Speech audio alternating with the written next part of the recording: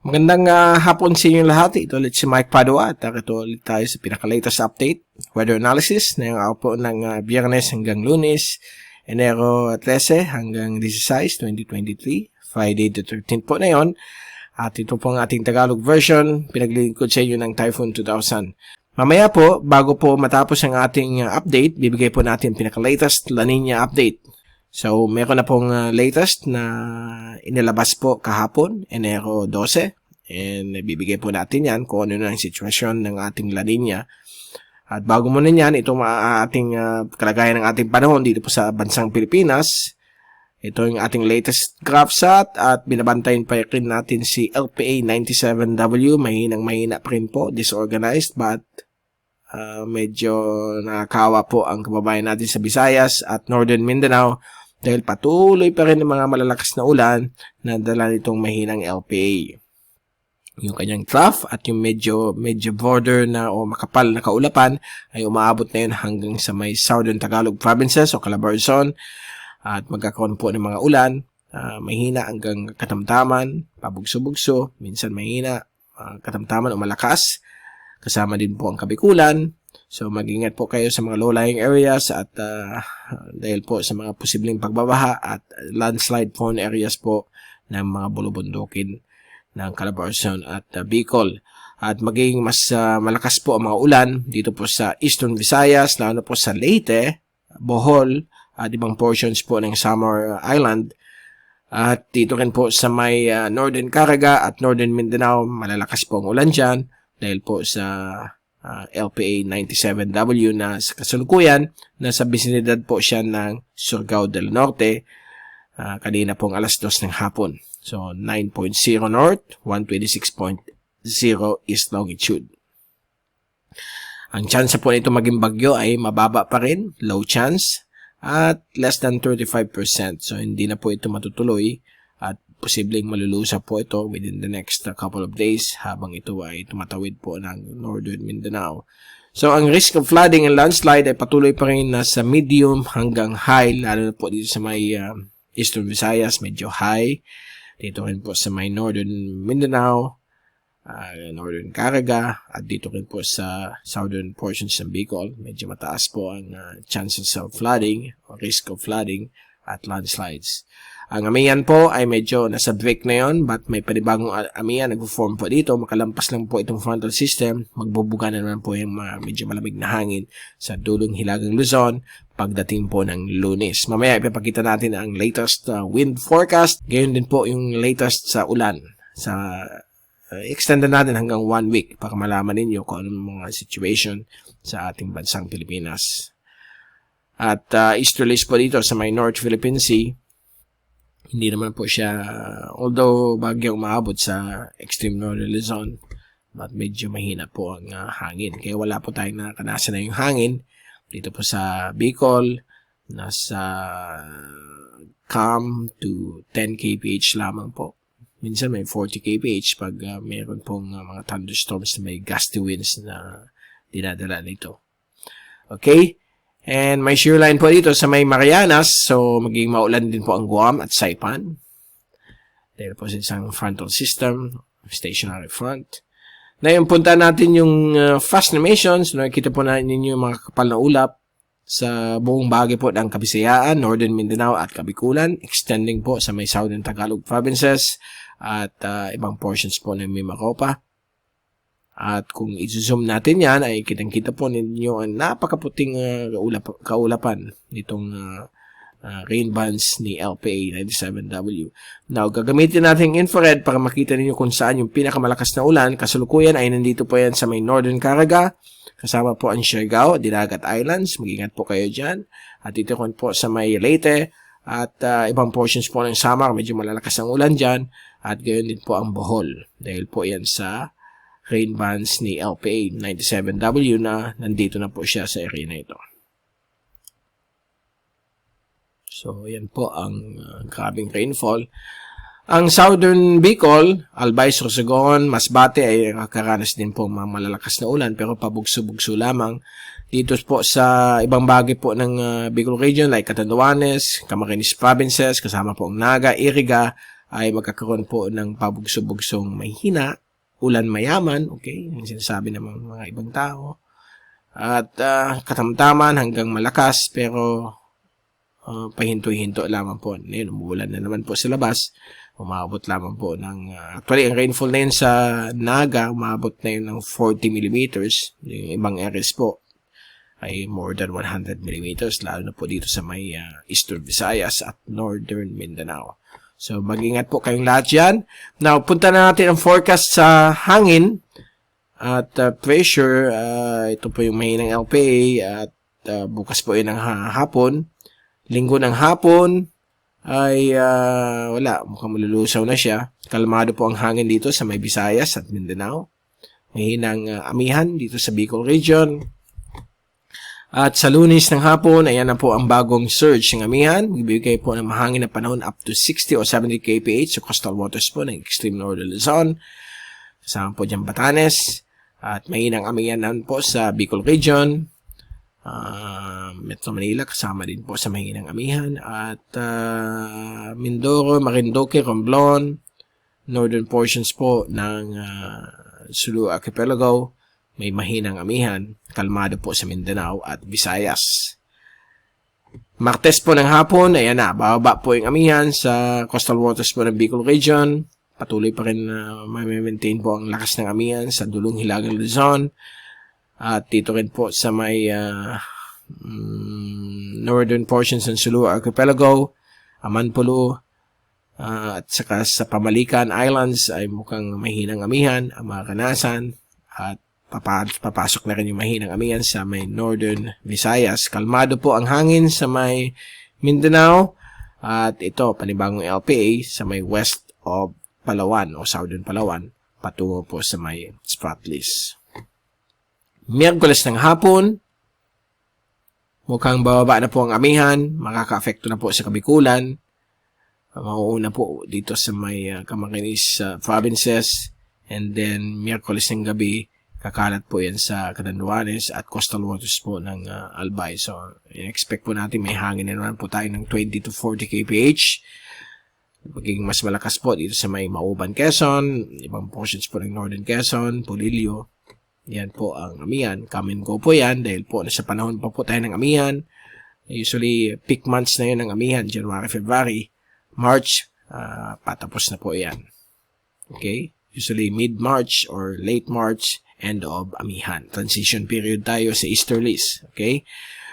At laging nandyan yan, pati yung shear line. Papakita namin sa inyo. Actually, nandito yan. Nakita yan po yung shear line. So, Tuesday, Wednesday, or even Monday, may shear line na po dito sa Bicol region. Huwebes ng hapon, nandyan pa rin yung amihan, affecting silangan bahagi po ng Eastern Luzon at Bicol region, at northern portions po ng Sulu Archipelago, northern Visayas, pero mas mahina po dito, mahinang amihan lamang po dyan.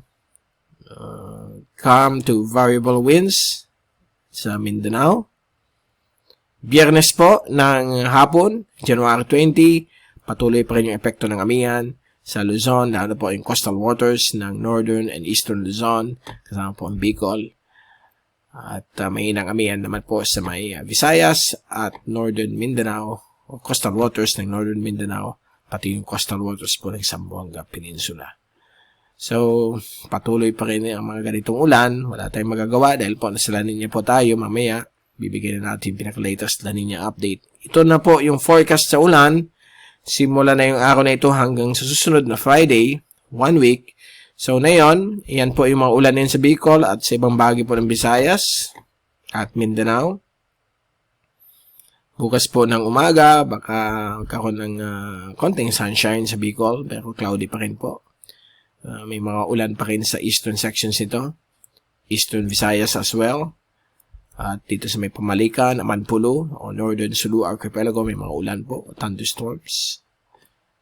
Bukas po yung umaga. Bukas po ng hapon, yan na naman po mga thunderstorms sa ibang bahagi po ng Bicol, Mimaropa, Visayas, lalong-lalo na dahil dyan yung remnants ni LPA97W.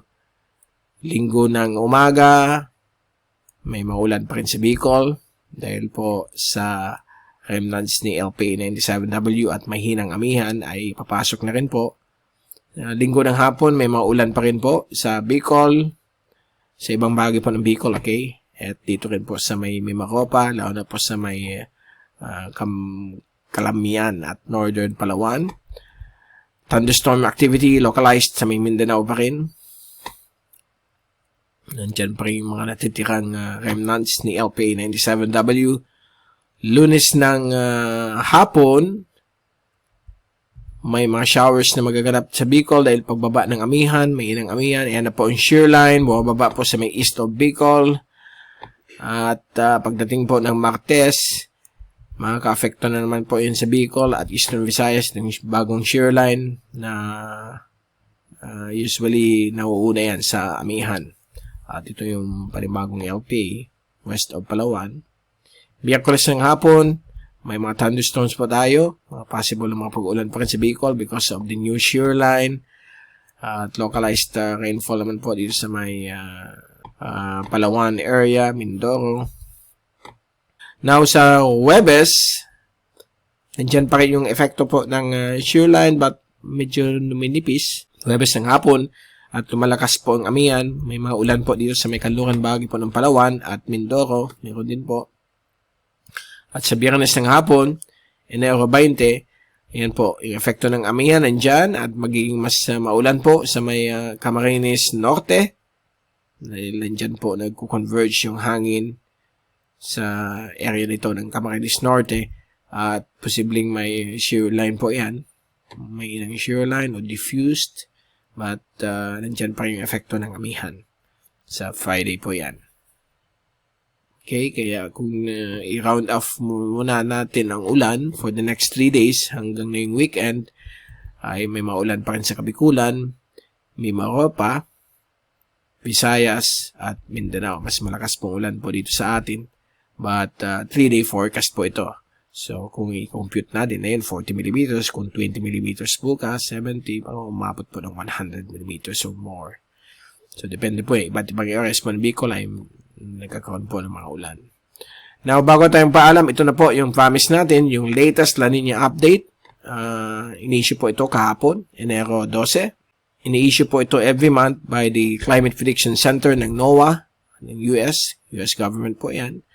At ang Columbia Climate School International Research Institute for Climate and Society. So ito po, ang latest na yon, nasa La Nina pa rin po tayo na yon.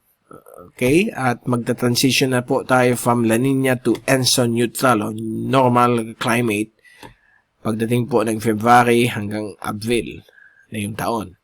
And then by March to May 2023, mag-shift na po tayo o mag-switch into ENSO neutral or normal climate at 82%. Okay? So, ito po yung figures ng El Nino at La Nina forecast at nakikita po natin ngayon na nasa 95% pa rin po ang epekto ng La Nina. But, pagdating po ng February, so ito kasi yung December, January, February, take note yung gitna ang kinukuha natin dyan para malaman natin na it's for the month of January. So, 95%.